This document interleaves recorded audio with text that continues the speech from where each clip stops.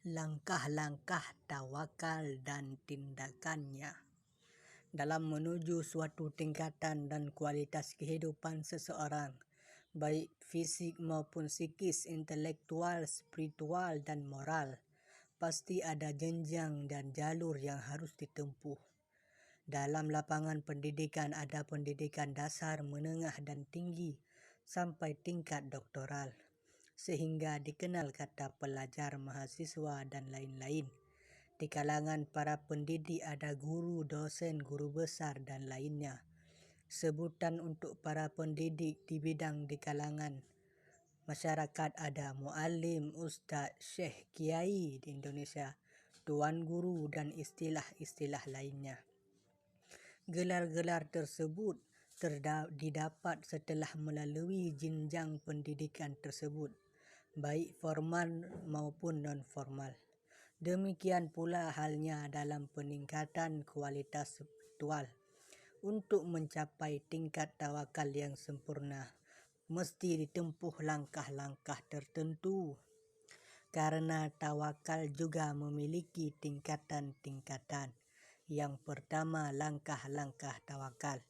Langkah-langkah yang harus ditempuh oleh orang yang bertawakal sesuai dengan tingkatan yang diperlukan oleh mutawakkilin sehingga mencapai kesempurnaan, dikemukakan oleh Ibnu Qayyim dalam Madarijus Salikin sebagai berikut.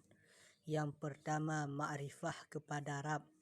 Berikut sifat-sifatnya seperti Maha Kuasa, Maha Mencukupi, Maha Berdiri Sendiri.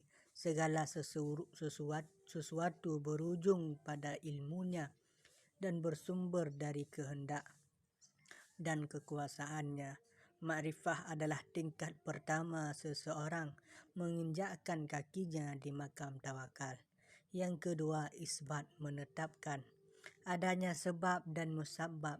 Siapa yang menafikan sebab musabbab pasti tawakalnya rancu. Hal ini merupakan kebalikan dari pandangan bodoh yang menyatakan bahwa menetapkan mengakui adanya sebab menjadikan cacatnya tawakal, sedang meniadakan sebab menunjukkan kesempurnaan tawakal. Ketiga, kekokohan hati dalam tauhid, karena tawakal tidak akan lurus sebelum tauhidnya benar. Bahkan hakikat tawakal ialah bertauhidnya hati. Oleh karena itu, kalau dalam hati seseorang masih ada ketergantungan pada selain Allah, syirik, maka tawakalnya akan cacat dan rusak. Sejauh mana kadar kemurnian tauhid seseorang, sejauh itu pula keabsahan tawakalnya. Yang keempat, bertumpu dan bersandarnya hati pada Allah dan merasa senang terhadapnya. Artinya di dalam hati orang yang bertawakal tidak ada lagi kegoncangan, kerancuan, dan ketidaktenangan terhadap sebab-sebab itu. Dan yang ada adalah hati merasa tenang terhadap yang menyebabkannya. Yang kelima, husnudzon, berprasangka baik terhadap Allah. Seberapa jauh prasangka baik seseorang terhadap Allah dan pengharapannya kepadanya, sejauh itu pula tawakalnya kepada Tuhan. Karena itulah sebahagian orang menafsirkan tawakal dengan prasangka baik pada Tuhan. Yang keenam, istislam, berserahnya hati pada Allah. Penyerahan diri ini bagaikan penyerahan diri seorang budak pada tuannya dan kepatuhan kepadanya. Yang ketujuh, tafwid, menyerahkan segala urusan kepada Allah, yaitu menyerahkan segala urusan kepada Allah dan memasrahkannya kepadanya sebagai pencarian dan ikhtiar, bukan karena terpaksa. Yang kedelapan, ridha.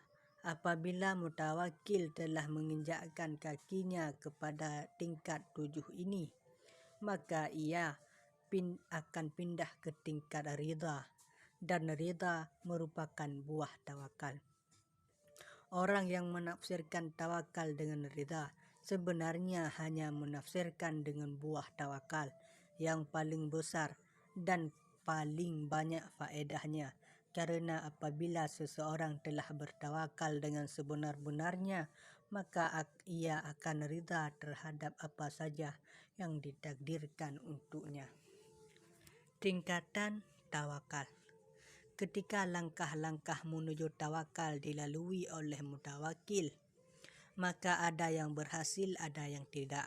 Karena seseorang tidak akan selamanya sukses menempuh suatu ujian, sehingga hasilnya ada beberapa tingkatan. Syekh Al-Harawi menyebutkan tingkatan tawakal dilihat dari aspek manusia yang melewati sebagai berikut. Tingkat pertama, tawakal disertai dengan tuntutan, perintah dan melakukan sebab-sebab dengan niat karena takut menyibukkan diri dengan sebab dan dengan niat hendak memberi manfaat pada makhluk dan meninggalkan dakwaan yang bukan-bukan terhadap diri sendiri. Tingkat kedua, tawakal dengan menggugurkan tuntutan dan memejamkan mata dari sebab. Sebagai usaha untuk membetulkan tawakal, mengekang kebanggaan jiwa dan berkonsentrasi memelihara kewajiban. Tingkat ketiga, tawakal disertai dengan pengetahuan tentang tawakal untuk bersih lepas dari penyakit gangguan tawakal, yaitu dengan mengetahui bahawa kekuasaan Allah terhadap segala sesuatu adalah kekuasaan keperkasaan. Tidak ada sekutu dengannya dalam hal ini. Tujuan tawakal. Tawakal bertujuan untuk mengokohkan keimanan pada Allah. Dengan tawakal akan hilang keangkuhan, putus asa pada diri manusia. Mereka tidak akan menyakiti diri, stres, sakit jiwa dan gila. Bahkan bunuh diri karena tidak dapat mencapai cita-cita yang diinginkan. Bagaimanapun sekuat dan sepandainya manusia, ia tetap memiliki kelemahan dan ketidakmampuan dalam menghadapi situasi dan kondisi tertentu. Seorang yang bertawakal akan tetap tabah dengan kondisi yang ada, walau memiliki kekurangan dan keterbatasan, karena di sampingnya ada yang maha kuat, maha pembimbing, maha pemelihara, dan segala maha lainnya. Tawakal sebagai implementasi iman dan Islam. Al-Quran menyebutkan dalam berbagai ayat tentang ciri-ciri orang yang bertawakal, yaitu iman. Bahkan antara iman dan tawakal tidak dapat dipisahkan, sebagaimana iman dengan amal saleh, sehingga orang yang bersungguh-sungguh beriman harus bertawakal. Keimanan adalah perintah dan tawakal juga adalah perintah Allah. Dalam Al-Quran paling tidak ada 10 ayat yang berkaitan dengan perintah terhadap orang beriman agar bertawakal kepada Allah. Sementara perintah terhadap orang Islam hanya 1 ayat. Di antara ayat yang memerintahkan orang beriman agar bertawakal adalah idh hammat ta'ifatani minkum an tafshala wallahu waliyuhum wa 'alallah falyatawakkalil mu'minun. Ketika dua golongan dari pihak kamu ingin mundur karena takut, padahal Allah adalah penolong mereka. Karena itu hendaklah kamu kepada Allah saja orang-orang mukmin bertawakal. Ali Imran 122. Menurut riwayat jumhur, asbabun nuzul ayat ini berkaitan dengan keadaan kaum muslim pada perang Uhud yang terjadi pada bulan Syawal tahun ketiga Hijriah. Pada waktu itu dimusyawarahkan tempat perang yang baik di kota agar semua orang terlibat, baik perempuan, bahkan anak-anak, atau di luar kota agar tidak mengganggu keamanan dan ketenangan kota. Rasul memilih luar kota yaitu Uhud, suatu tempat terpencil di sebelah utara kota Madinah. Walau sebahagian sahabat memilih di luar kota sebelum terjadinya perang, sepertiga pasukan lebih kurang 300 orang yang dipimpin oleh Abdullah bin Ubay kembali ke Madinah, sedangkan sisanya meneruskan peperangan itu. Padahal kaum musyrikin ada 3.000 orang. Orang beriman sebanyak 700 tentara tetap pada Rasulullah dan bertawakal kepada Allah. Sebagai lanjutan dari ayat di atas, pada ayat 160 surah Ali Imran, orang beriman kembali dituntut bertawakal. Iyansurukumullahu fala ghaliba lakum wa iyakhadulkum faman dalladhi yansurukum min ba'di wa 'alallahi falyatawakkalul mu'minun. Jika Allah menolong kamu, maka tidak ada yang dapat mengalahkanmu. Tetapi jika Allah membiarkan kamu tidak memberi pertolongan, maka siapa yang dapat menolongmu setelah itu? Karena itu hendaklah kepada Allah saja orang-orang mukmin bertawakal. Ayat ini berkaitan dengan ayat sebelumnya yang memerintahkan umat Islam agar bermusyawarah dalam urusan politik, seperti yang berkaitan dengan perang Uhud, dan harus tetap bersatu serta mentaati pimpinan. Allah juga memerintahkan orang mukmin untuk selalu bertawakal kepadanya. Masih dalam ayat-ayat Al-Quran yang menjelaskan keharusan umat mukmin bertawakal kepada Allah dalam menghadapi setiap urusan. Di antaranya Al-Maidah 11 dan 12, At-Taubah 51, Ibrahim 11, Al-Mujadilah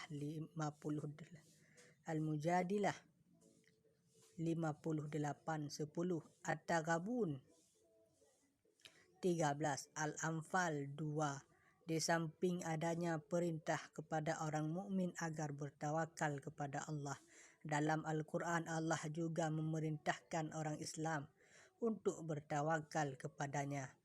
Firman Allah, wa qala Musa ya qaumi in kuntum amantum billahi fa'alaihi tawakkalu in kuntum muslimin. Faqalu 'ala Allahi tawakkalna Rabbana la taj'alna fitnatan liqaumidh dhalimin wa najjina birahmatika minal qaumil kafirin. Dan Musa berkata, wahai kaumku, apabila kamu beriman kepada Allah, maka bertawakallah kepadanya. Jika kamu benar-benar orang muslim berserah diri. Lalu mereka berkata, kepada Allah lah kami bertawakal. Ya Tuhan kami, janganlah Engkau jadikan kami sasaran fitnah bagi orang yang zalim, dan selamatkanlah kami dengan rahmat-Mu dari orang-orang kafir. Yunus 86 sampai 88 sampai 86.